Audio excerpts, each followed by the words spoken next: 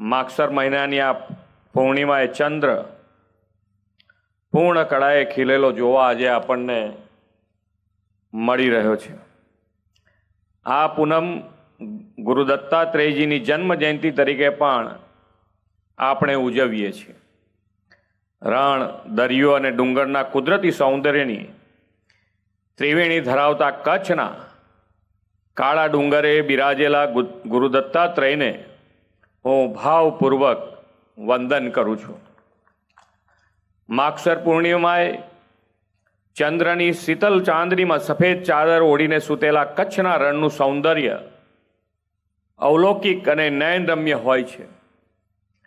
જ્યારે બીજા લોકો રણ શબ્દ સાંભળે તો ઉજ્જળ વિરાન ભૂમિની કલ્પના કરે છે, અને આપણે ત્યાં ગુજરાતમાં જ્યારે રણ શબ્દ બોલાય ત્યારે લોકોના મનમાં રણોત્સવની યાદ ઉભરી આવે છે।